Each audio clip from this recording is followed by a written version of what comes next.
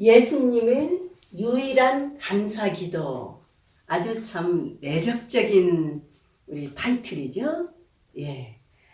우리 신앙인들이 기도 없이 산다는 거는 사실 신앙이니까 이런 의심이 들 정도입니다. 그만큼 기도는 우리에게 아주 중요한 위치를 차지합니다. 우리 신앙인들에게. 그래서 정말 탐욕, 무슨 이기심 이런 식으로 우리 기도가 간다면 정말 세상의 어떤 기준보다도 우리 세상의 기준보다 더 높이 성숙한 삶을 살려고 하느님 안에서 그 진리 앞에 자신을 놓으려고 이렇게 왔으면서 오히려 이제 추락하는 거예요. 세상만 또 못하게. 그래서 참 저는 감사기도나 특별히 청원기도, 감사기도는 너무너무 자세와 내용이 중요할 것이다. 그리스도적인가? 그래서 우리도 감사기도 자주 드리죠. 우리 신앙생활 안에서. 그래서 오늘 예수님이 바치신 감사기도를 한번 보고 나의 감사기도를 한번 비춰보고 싶은 거예요. 저도 마찬가지입니다. 여러분들과 함께. 그래서 정말 우리가 정말 그 예수님은 우리식의 감사기도였나. 내 뜻을 고수하고 이렇게 막 그 하느님한테서 이렇게 막 하느님을 움직여서 그게 하느님의 축복이라고 하고 복을 내렸다고 감사하고 그런 것이었나. 참 한마디로 이렇게 가면 성공신화로 갑니다. 이 성공신화는 우리 신앙하고는 정말 아닙니다. 우리가 집안에 집집마다 거의 우리 크리스찬들에게는 십자가가 걸려 있을 거예요. 그게 어찌 성공신화겠습니까? 그런데 이런 식으로 가면 결국은 내가 세상에서 성공했고 작으나 크나 성공이죠. 그래서 오늘 저는 마테오복음 이 유일한 감사기도가 마르코, 마테오, 누가 이 복음서 안에 이걸 공관복음서라고 하거든요. 이 안에 유일하게 이게 지금 누가복음하고 이 감사기도가요. 누가복음하고 이 마테오복음하고 자료가 양쪽에 실려 있어요. 그 자료를 우리 한 가지 우리가 기억합시다. 이 마태복음 저자, 누가복음 저자가 한 자리에서 한 지역에서 쓴 것도 아닌데 같은 자료더라 하면은 그 이제는 어떤 자료가 나돌았다는 거죠. 그런데 두 저자가 공유하고 있었던 거예요. 그 자료를 우리는 이렇게 Q라고 하면서 어록이라고 합니다. 그러니까 다시 반복해서 말씀드리자면 마태복음 저자도 누가복음 저자도 예수님의 말씀을 이렇게 복음서가 다 되기 전에 이 말씀 위주로 모아져 있던 어록집을 가지고 있었던 거예요. 참 너무너무 우리에게 감사한 거예요. 그것이 지금 우리가 마태복음에서 만날 수 있고 누가복음에서 만날 수 있는 거예요. 둘이 겹친 것입니다. 그래서 우리가 조금 그걸 어록 자료를 썼구나 이렇게 생각을 하고요. 우선 저는 오늘 이 단락을 여러분하고 함께 나누면서 우리도 감사기도 이런 방향이 있어야 되겠다. 답을 찾는 거예요, 사실은. 그런데 지금 25절에서 27절에 걸쳐서 이 말씀이 지금 전개되고 있습니다. 근데 25, 26은 감사기도입니다. 그 다음에 27절은 계시 말씀이에요.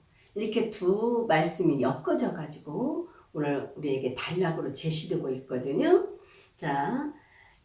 정말 지금 이 기도는 처음부터 말씀드리자면 우리가 드리는 감사기도하고는 정반대입니다. 예수님은 가장 지금 이제 아마 예수님의 생애 공생활 끝 무렵이 아닐까. 이 말씀의 그 연구에 의하면 그러니까 뭐냐면 예수님이 끝으로 갈수록 지도층으로부터 굉장히 압력이 세집니다. 그래가지고 예수님이 전도 활동하는데 어려움이 큽니다. 그리고 많은 사람들에게 그 영향이 가겠지요. 그래서 전도가 예수님의 하늘나라 선포 전도가 어렵고, 그리고 지금 예수님 주위에 누가 있냐면 철부지 어린이가 있습니다. 나는 이걸만 봐도 우리 예수님이 얼마나 위대한가, 정말 인류의 스승이다라는 생각이 들어요. 자, 우리는 어째요? 그 어린이 철부지는 우리로 말하면 쌍것들입니다. 저것들 진짜 못난이들, 엉터리들, 사람 취급받지 않는 사람들이에요. 그래서 이 세상에서 무시받는 사람들이 당신 주위에 있는 것을 그렇게 하느님께 감사드리는 거예요. 예. 그러니까 아주 막 기라성 같은 제자, 막 세상에 막 위세를 떠는 제자가 포진한 게 아니거든요. 우리는 그런 때 어쩌면 감사드릴지 몰라요. 근데 예수님은 정반대입니다. 정말 형편없고 눈에 띄지도 않는 별것 아닌, 쉽게 말하면 쌍것이거든요. 우리식으로 말하면 안마렛지라고요. 근데 이들을 놓고 감사기도 드린단 말이에요. 이게 정말 얼마나 진정성 있는 그 삶이고 하느님 앞에 얼마나 제대로 된 격입니까? 저는 이 감사기도를 대하면 절로 예수님이 커 보이는 거예요. 예, 한번 같이 말씀을 들으실까요? 그때 예수님께서 이렇게 말씀하셨다. 아버지, 어쩌면 아빠라고 했을 것이다. 예, 지금 우리 이렇게 되어 있지만 원래는 아빠라고 그렇게 그 사랑스럽게 아버지를 부르는 겁니다. 이것도 예수님만이 하실 수 있는 일이에요. 하늘과 땅의 주님, 온 우주의 창조주 하느님, 지혜롭다는 자들과 슬기롭다는 자들에게는 이것을 감추시고 이 놀라운 하느님의 신비가 그들에게서는 감춰지더라. 그 똑똑하고 잘나고 의롭고 막 당당하게 있는 바리사 율사들입니다. 그들에게는 오히려 가려지더라. 철부지에게는 드러내 보이시니 아버지께 감사합니다. 제가 철부지 말씀드렸어요. 정반대죠. 그렇습니다. 여기서 우리가요, 예수님의 엄청난 내면이 보입니다. 예수님의 감탄과 감격입니다. 그래서요, 그 아주 크게 감동하는 예수님, 거기서 얼마나 하느님을 크게 보셨는지, 사실은 우리는요, 날마다 매주마다 성찬례를 하고 미사를 드리지만 이거 놓쳐서는 안 됩니다. 이런 감격 속에서 아마 이 낮은 자리에 우리가 있어야 되는 거예요. 그래서 예수님이 그렇습니다. 우리로 같으면 그냥 일격을 얻어맞고 크게 깨달은 그런 분위기입니다. 그래서 이 놀라운 신비, 하느님의 신비, 하느님 나라의 가르침, 다시 말하면 그 중에 예수님을 통해서 빛나는 하느님의 놀라운 구원, 이 가르침, 이 신비가 이들에게 빛나더라. 이걸 볼 수 있냐 이거예요. 예수님은 보셨습니다. 엄청나게 크게 보셨습니다. 그래서 그 감격입니다. 그렇습니다. 그렇습니다, 아버지. 아버지의 선하신 뜻이 이렇게 하나님의 자비 선하심 때문에 이게 되는 일이야.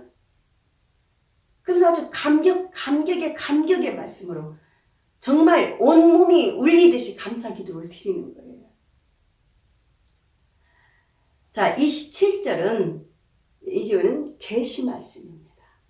마치 요한복음의 분위기를 띄어요. 나의 아버지께서는 모든 것을 나에게 넘겨주셨다. 그래서 아버지 위에는 아무도 아들을 알지 못한다. 이 놀라운 신비가 감춰져요. 특별히 종교 지도자들한테 감춰졌어요. 그들에 의해서 더 감춰졌어요.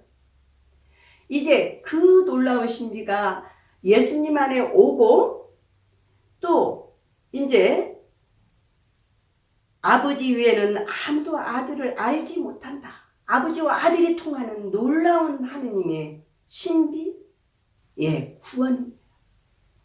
또 아들 위에는, 그리고 그가 아버지를 드러내 보여주려는 사람 위에는 아무도 아버지를 알지 못한다. 그러니까 지금 뭐냐면, 자, 지금 하느님 아버지와 예수님이 지금 이 신비를 지금 교류하고 있는 거예요. 만나고 있는 거예요. 그리고 이 예수님이 아버지로 끝난 것이 아니라 당신이 또 전해준 이런 철부지들, 이 어린이, 이 제시아리, 이 사람들이 또 이렇게 통해서 이렇게 하느님이 이렇게 움직이신다. 그래서요, 자, 이 신비는 뭡니까? 자, 바리사의 율사,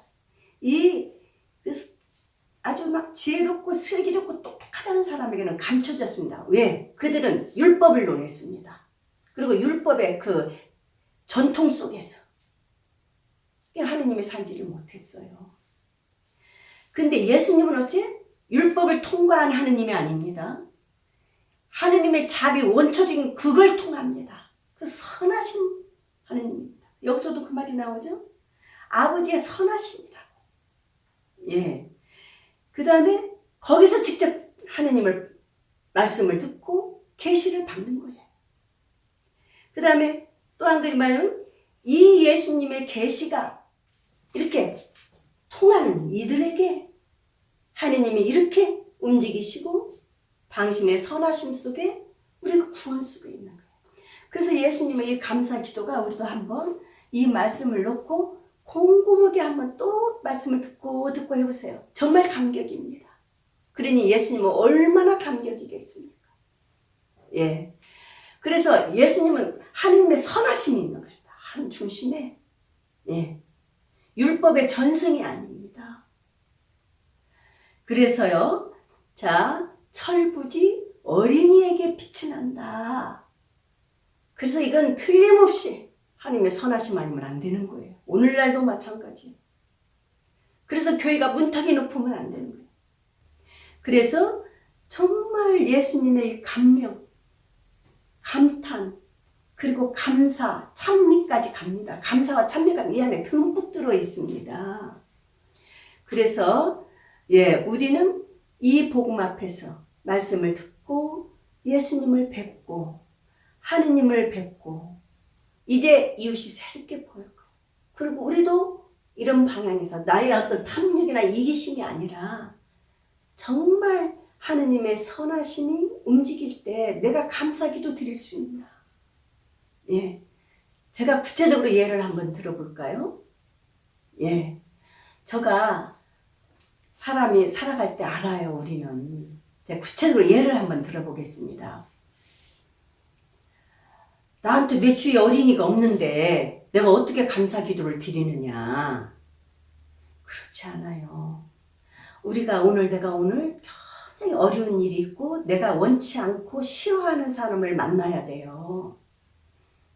그 전에 이제 관계가 있기 때문에.